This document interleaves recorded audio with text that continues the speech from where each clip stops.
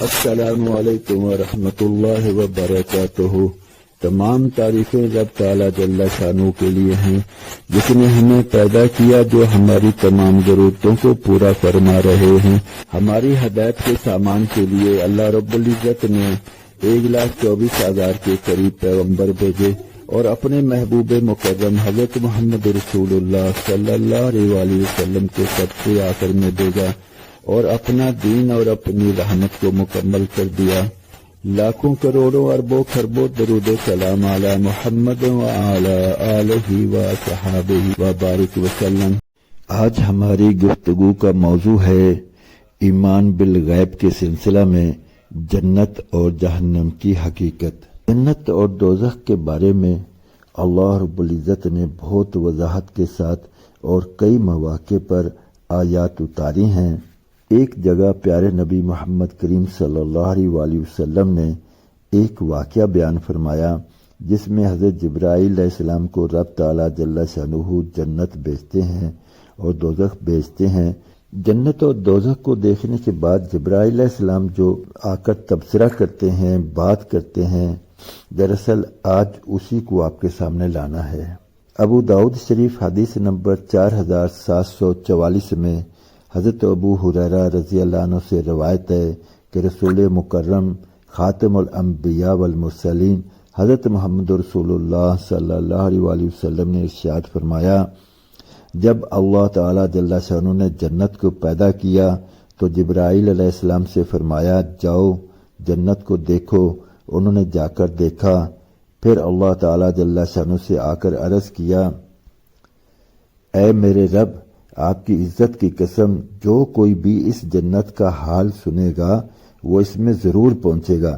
یعنی پہنچنے کی پوری کوشش کرے گا۔ پھر حق تعالیٰ جل شانہ نے اس کو ناگواریوں سے گھیر دیا،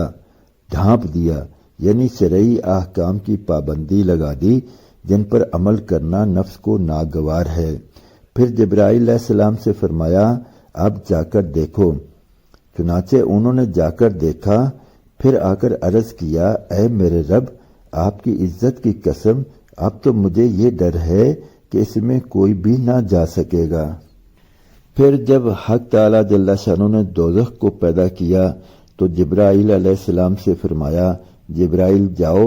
جہنم کو دیکھو۔ انہوں نے جا کر دیکھا، پھر اللہ تعالیٰ جل شانہ سے آ کر عرض کیا،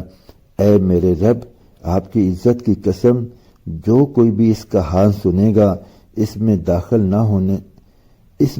ہونے سے بچے گا، یعنی بچنے کی پوری کوشش کرے گا۔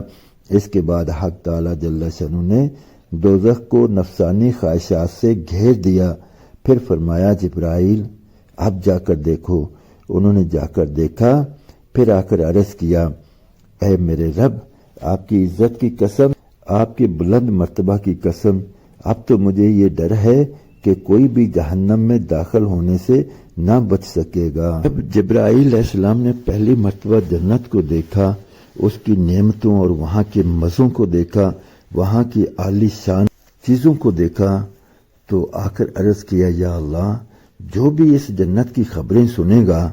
وہ اس میں جانے کی پوری کوشش کرے گا، جنت میں پہنچنے کی وہ حتی الامکان کوشش کرے گا، اور ہر ممکن اس کی کوشش ہوگی کہ کسی نہ کسی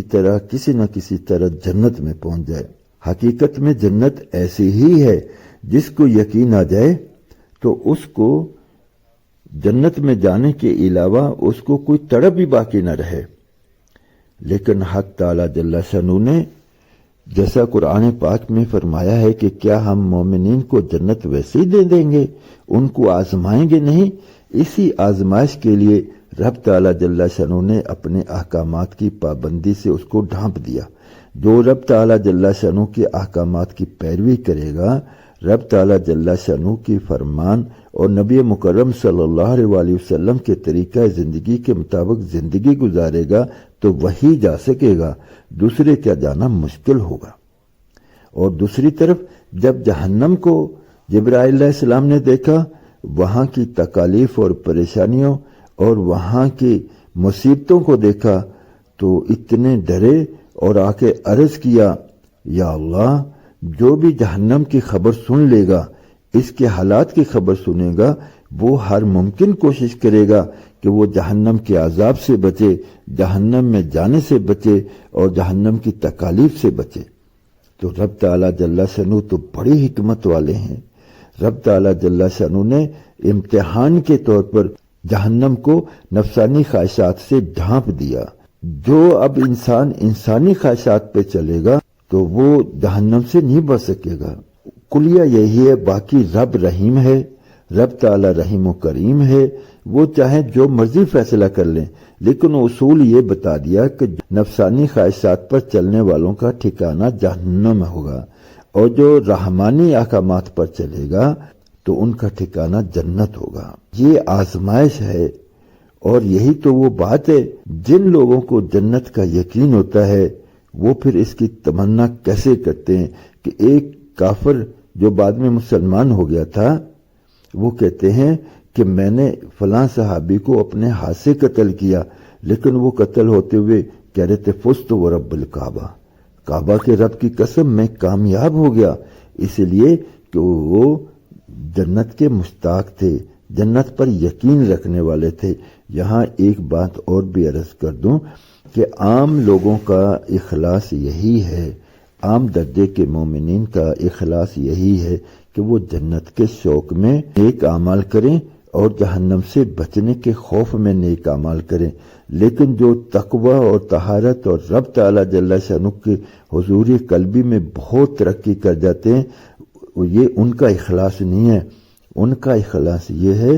جنت کی طلب میں عمل نہیں کرتے، جہنم کے خوف سے نیک اعمال کو اختیار نہیں کرتے، بلکہ وہ تو رب تعالیٰ جل شانہ کی رضا کو سامنے رکھتے ہیں کہ جیسا میرا رب راضی میں بھی ویسے ہی راضی، انہی اعمال کو اختیار کرتے ہیں جو رب چاہتا ہے، اور ان اعمال سے پیچھے ہٹ جاتے ہیں جس سے رب تعالیٰ جل شانہ ناراض ہوتے ہیں۔ اعلیٰ درجے کے جو بلند درجہ کے اور بہت ہی بلند رتبہ کے مسلمان ہیں، ان کا اخلاص جنت کی طلب نہیں، جہنم کا خوف نہیں، بلکہ ان کا اخلاص تو اللہ کی رضا کو حاصل کرنا ہے۔ وہ اللہ کی ذات کو راضی کرنے کے لیے نیک اعمال کرتے ہیں، اور اللہ رب العزت ہی کی ذات کو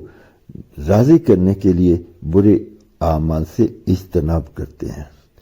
گزارش ہے کہ ان باتوں کو اپنے دوست احباب عزیز و اقارب تک پہنچائیں، رب کی رضا کی طرف انہیں بھی متوجہ کریں، اور جنت کے شوق دلائیں اور جہنم کا خوف ان میں پیدا کرنے کی کوشش کریں۔ دراصل دیکھا جائے تو جہنم کا خوف، جہنم کی آگ اور وہاں کی مصیبتوں کا خوف بھی چھوٹے درجے میں رب تعالیٰ جل شانہ کا ہی خوف ہے، اس لیے کہ رب تعالیٰ جل شانہ نے اپنے کلام پاک میں جنت کا شوق دلایا ہے اور جہنم سے بچنے کی لوگوں کو سکھایا ہے کہ جہنم سے بچو، بلکہ ایک قدم اور آگے بڑھیں، اپنے دوست احباب کو بھی جنت اور جہنم کے تذکرے آگے بیان کرنے اور رب کی طرف لوگوں کو متوجہ کرنے کی طرف متوجہ کریں۔